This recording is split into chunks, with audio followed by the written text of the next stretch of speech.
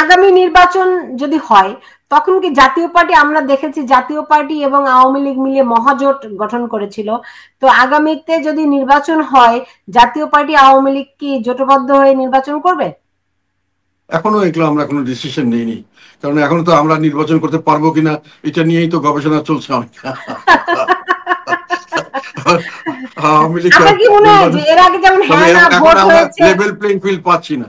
এখন আমাদেরকে সভা সমাবেশ করতে দেওয়া হচ্ছে না, আমাদের জনগণের কাছে যেতে দেওয়া হচ্ছে না, আমরা মিটিং মিছিল করতে পারছি না, আমাদের ভিউজ মানুষকে জানাতে পারছি না। ও আরেকটা জিনিস বলতে ভুলে গেছি, আমাদের মিডিয়া থেকে ব্যাপকভাবে আমাদেরকে বঞ্চিত করা হচ্ছে। মানে মিডিয়াতে নিউজ দেখাতে চায় না, আমাদের চেহারা দেখাতে চায় না, নিউজ দেখালেও নেগেটিভ ভাবে দেখাতে হয়। অনেক সময় আমাদেরকে সাংবাদিকরাও বলেছে যে ওদের চাকরি থাকে না, এবং ওদের মালিকরা বলেছে যে আমাদের বিল্ডিং টিল্ডিং ভেঙে ফেলতে পারে, এই ধরনের ভয় করে তারা। তো যাই হোক, মানে মিডিয়াও আমাদেরকে করছে না, সাপোর্ট করছে না, বা সঠিকভাবে আমাদের বিষয়গুলি তুলে ধরছে না, যেটা সবাই, হ্যাঁ, সেলফ সেন্সরশিপ হোক অথবা যে কোনো কারণে হোক, হয়তো তাদের উপরে সে ধরনের প্রেশারও থাকতে পারে, অর্ডারও থাকতে পারে, আমি তো জানি না।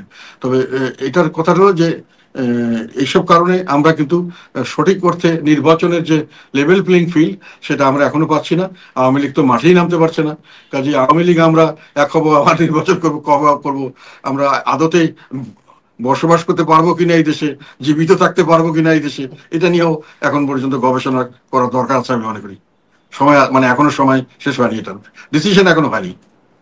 ধরেন একটা নির্বাচন ডিসেম্বরে হোক জুনে হোক, একটা ধরেন নির্বাচন হলো, এবং সেই নির্বাচনে যদি আপনাদেরকে অংশগ্রহণ করতে না দেয়া হয়, কি করবেন? না, সেটা কি করবো তখন আমরা সিদ্ধান্ত নেব। তবে নির্বাচন যদি আমাদেরকে বাদ দেওয়া হয় বা অন্যান্য দলকে বাদ দেওয়া হয়, তবে নির্বাচন বর্জনের একটা ডাক দেওয়া স্বাভাবিক ব্যাপার। এবং সেখানে দেখা যাবে যে বেশিরভাগ লোক হয়তো নির্বাচন তখন ভোটে দিতে চাবে না। এটা হয়েছে, আমরা একটা ষষ্ঠ সংসদ নির্বাচন 90-র পরে 96-এর 15ই ফেব্রুয়ারি একটা নির্বাচন বিএনপি দিয়েছিল, যেখানে ওই নির্বাচন থেকে সবাই বর্জন করেছিল, ফলে নির্বাচনটা হয়নি। 2014-তে অনেকেই বর্জন করেছিল, আমরাও বর্জন করেছিলাম। যাই হোক, তারপরে নির্বাচন হয়ে গেছে। কাজে কি হবে এটা বলা মুশকিল, জনগণের পার্টিসিপেশনটা সঠিকভাবে হবে না। তবে এগুলো আজকাল কারচুপি করা যায়, যেটা আমি ওই 2024-এর নির্বাচনের পরে এগুলো ডিটেল ভাবে সংসদে বলেছি, ডিটেল ভাবে আমি আর্টিকেল লিখেছি বাংলা এবং ইংরেজি, সব পেপারে এসছে এটা, যে কি কিভাবে হয়েছে।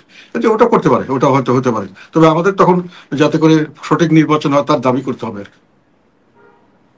জি, এখন ধরেন আপনারা যদি মানে এরকম হয় যে নির্বাচন বর্জনের কথা আপনি বললেন, তো আপনারা কি কোনো লিডিং নিতে পারেন কিনা, যে কোনো জোট গঠনের ডাক দিতে পারেন কিনা? শোনো, সবচেয়ে বড় শক্তি হলো জনগণ। জনগণ যেটা চাইবে সেটাই শেষ পর্যন্ত দাঁড়িয়ে যাবে। আমরা হয়তো অনেক কিছুই করতে চাইবো, কিন্তু জনগণের সমর্থন পেলে এটা সম্ভব হবে। তবে আমি বিশ্বাস করি যে জনগণ আস্তে আস্তে তাদের অনেক কিছু ভুল ধারণা থেকে এখন ভালো ধারণায় আসছে, আমাদের পার্টি সম্পর্কে অ্যাটলিস্ট অনেকেই বুঝতে পারছেন যে আমাদেরকে কিভাবে বিভিন্নভাবে বঞ্চনা করা হচ্ছে, বঞ্চিত করে এবং বিভিন্নভাবে অত্যাচারিত করা হচ্ছে, আমাদেরকে রীতিমতো জুলুম করা হচ্ছে।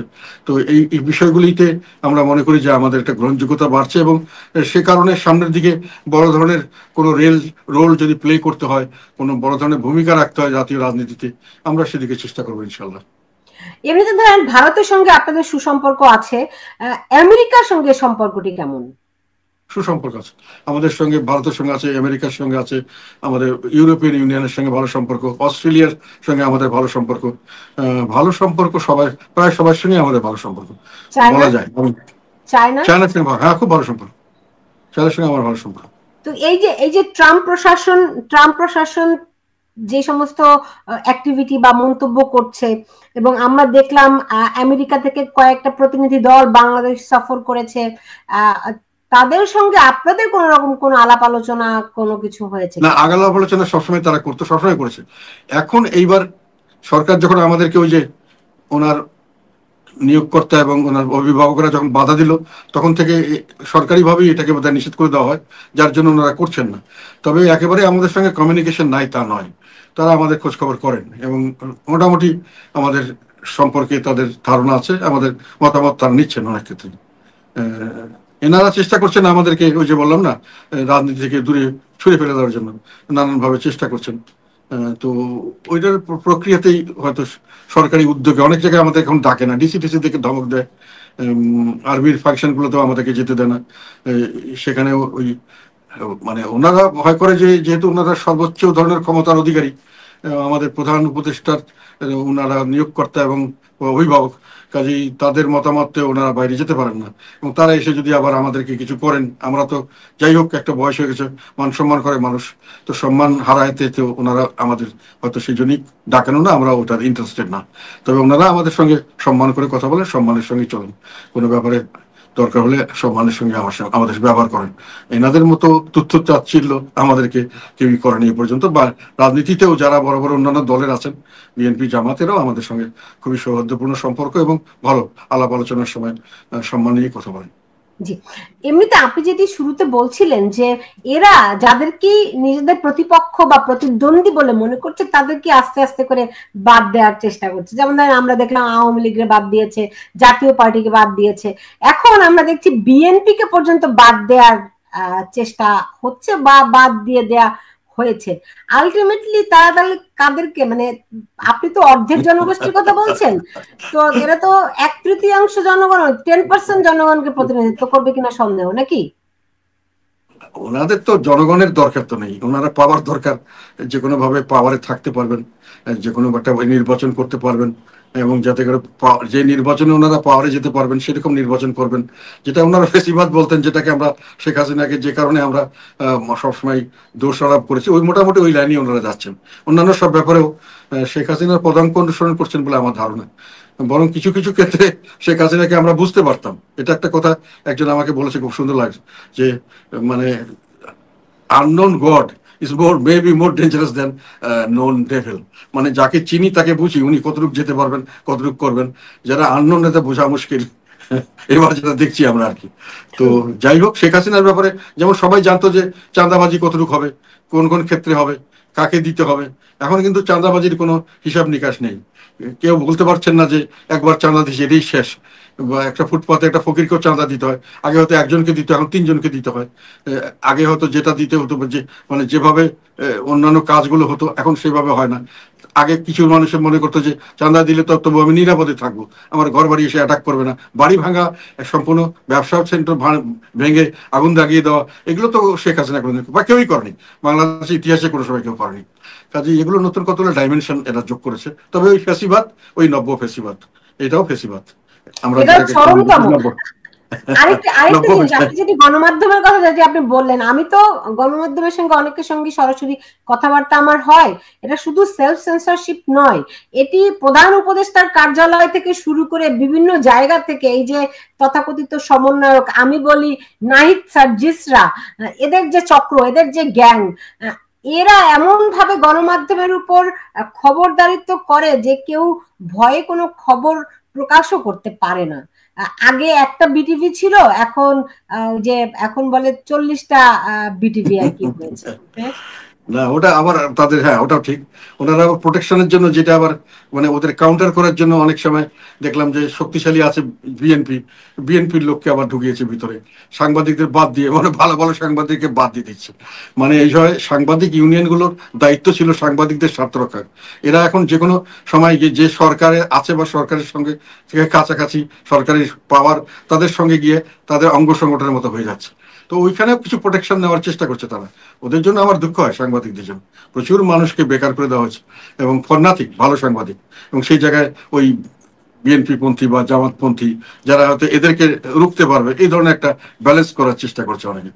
যাই হোক, সব মিলিয়ে একটা গোজামিল চলছে, দেশে কোনো ডিসিপ্লিন নেই। আগের শেখ হাসিনার সরকারের সময় ফেসিবাদ ছিল, কিন্তু ফেসিবাদের একটা ডিসিপ্লিন ছিল, মানে ফেসিবাদটা কোন লাইনে কতটুকু যাবে আমরা বুঝতাম। এখন বেহিসাবি ফেসিবাদ হয়ে গেছে, নব্য ফেসিবাদটা বেহিসাবি ফেসিবাদ আমার কাছে মনে হচ্ছে, কোনো হিসাব নিকাশের মধ্যে আমরা বুঝতে পারছি না। শেষ প্রশ্ন, এই অবস্থায় ভারতের ভূমিকা আপনি কি রকম দেখছেন? না, ভারত তো পরিবেশগত সবার কাছে সবাই সবসময় পরিষ্কার, ওনারা যা বলছেন যা করছেন এতে কোনো গোপনীয়তা কিছু নেই। না ধরেন একটা ভারত বিরোধী প্রচারণা আমরা দেখলাম, এই যারা আন্দোলন করছে, এমনকি সরকার পর্যন্ত ভারতের বিপক্ষে একটা অবস্থান নিয়েছিল, সেখানে ভারত কি ধরনের রোল প্লে করছে বলে আপনার মনে হচ্ছে? না, ওটা তো আমি প্রথম তোমাকে বললাম যে আমি আগের থেকে একটা কথা বলেছিলাম যে বাংলাদেশে ভারত বিরোধী একটা বড় মনোভাব গড়ে উঠছে, যেহেতু শেখ হাসিনাকে আনকন্ডিশনাল সাপোর্ট দিয়েছে বলে জনগণ মনে করতো, এবং শেখ হাসিনাকে তারা মনে করতো যে তারা সঠিক অর্থে তারা জনগণের রিপ্রেজেন্ট করছেন না। তো সেখানে পরবর্তীকালে অবশ্যই এখন এই পর্যায়ে যেটা আমি দেখতে পাচ্ছি, মানে আমার চোখে যেটা করছে, যে সরকার ভারতের সঙ্গে সুসম্পর্ক বজায় রাখার চেষ্টা করছেন, সুসম্পর্ক তৈরি করার চেষ্টা করছেন। ভারত মোটামুটি একেবারেই মানে ওনাদের বিপক্ষ অবস্থান নিয়েছে তা মনে হচ্ছে না। তাও মোটামুটি রেসিপ্রোকেট করছেন, খারাপ তো কিছু না। আপনি বলছিলেন যে বয়স হয়ে গেছে, আর কতদিনই বা বাঁচবেন, এই অবস্থায় আপনাদেরকে কি জ্যান্ত কবর দেওয়ার চেষ্টা হচ্ছে।